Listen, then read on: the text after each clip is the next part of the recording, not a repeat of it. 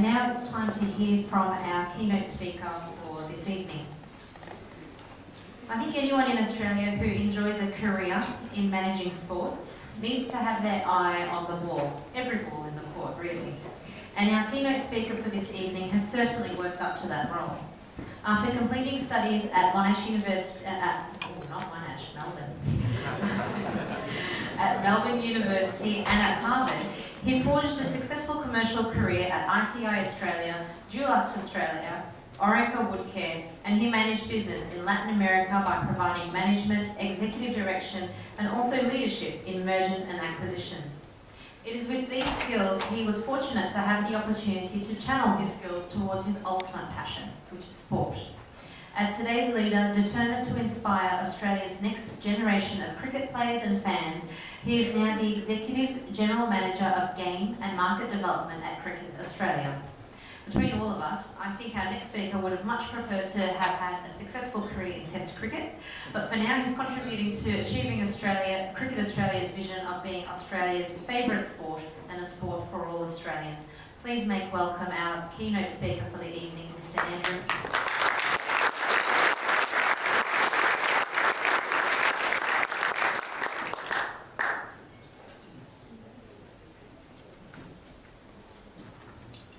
Thank you, Topi.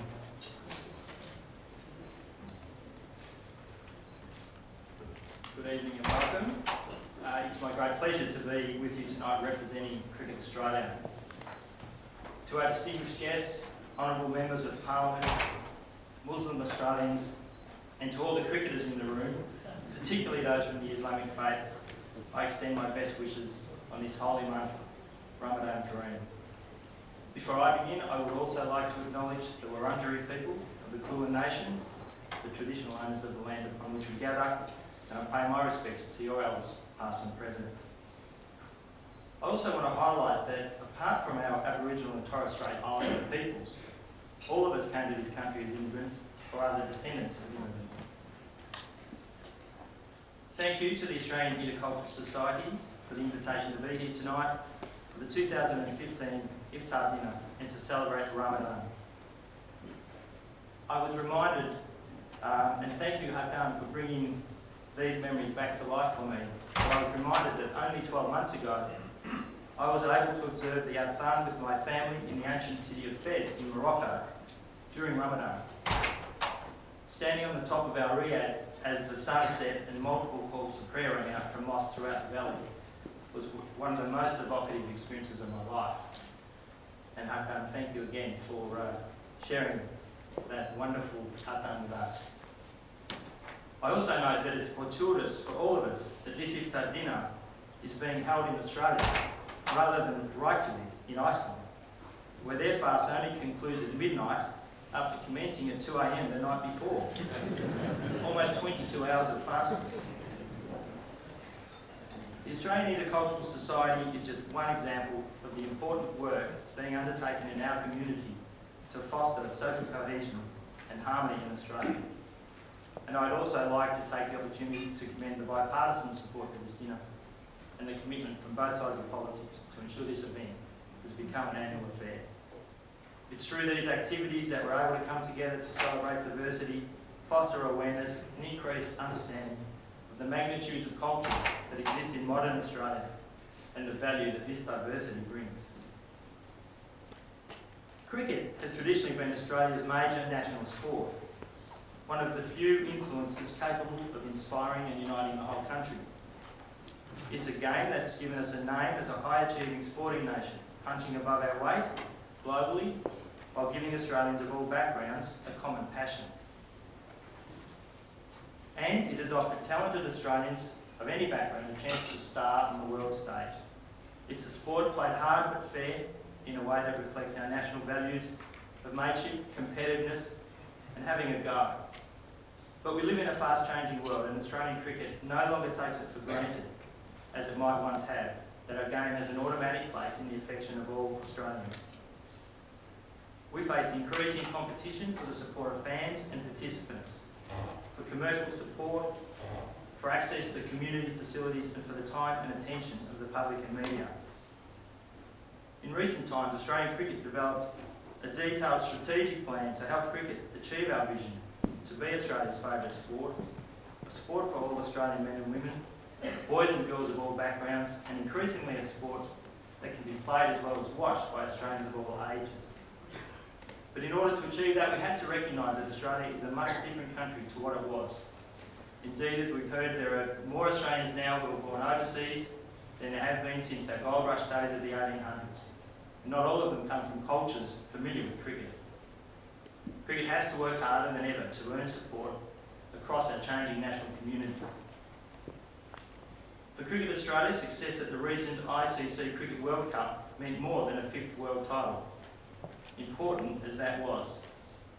To us, success was about moving the mood of the nation, cementing cricket's place as being a sport that can unite and inspire an increasingly diverse and complex society.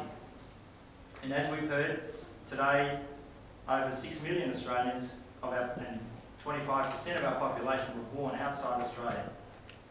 The World Cup was a great chance for the game to showcase itself and bring people with diverse backgrounds together in the common love of the game. Similarly, the BBL, or the Big Bash 2020 competition, was specifically developed to improve cricket's appeal to new fans, and the success we've had with the World Cup has continued that thrust. Following the World Cup, we're determined that local Indian, Pakistani, Bangladeshi, Afghan and other overseas-born fans who packed Australia's ground with good-humoured noise and colour are able to maintain the passion for cricket as part of their adopted lifestyles. The World Cup Local Organising Committee worked hard to engage and excite a wide range of different Australian community groups about the World Cup, and one of our tasks at Cricket Australia is to help these groups continue to feel at home within Australian cricket, whether as fans or as players at their local schools and clubs. It would be great if their sons and daughters were to grow up to become cricketers and cricket fans, and maybe even Australian cricketers. So how are we making this happen? It means investing heavily to grow cricket's engagement with all Australians, moving away from a reliance on the sons of former cricketers to sustain the game. We're investing time, money and a collective enthusiasm as we reach out to all communities, faiths, to demonstrate that cricket as an inclusive pastime can serve as a great source of social cohesion. We've introduced simple and basic innovations like printing marketing collateral, highlighting our development programs like Milo Minute Cricket in multiple languages. We've developed education programs for clubs and communities, promoting cultural awareness, respect and safe and healthy club environments. Through our national participation workforce, we're providing over 500,000 kids in schools throughout Australia with the opportunity to learn cricket skills in fun, engaging and inclusive environments. Our latest participation census results confirm that 24% of our over 400,000 club cricket players identify as having a culturally diverse background, and that percentage is growing every year. In a genuine sign of modern day Australia, our squad currently in England for the Ashes includes Fawad Ahmed. Next month, Australia A will head to India, led by Usman Khawaja. Both just happen to be proud practicing Muslims.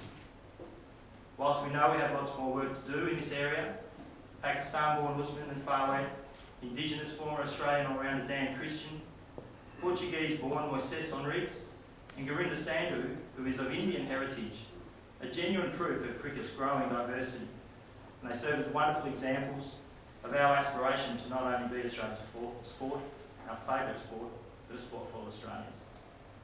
I was taken by some of Fawad's comments recently when he was interviewed prior to his departure for the tour of the West Indies.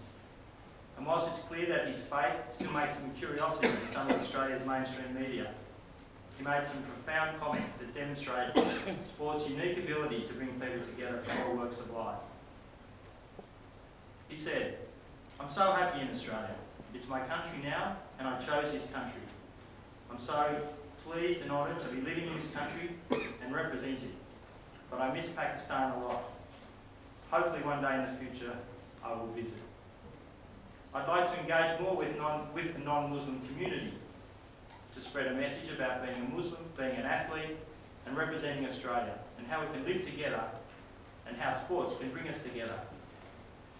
Now I know that Farwell's Melbourne University Cricket Club teammates certainly appreciated his efforts to share some insights into the sort of food he enjoys. They still talk about the time one of his mates walked into the dressing room bearing a whole side of lamb stuffed with biryani. Needless to say, they were late making their way back onto the ground after tea.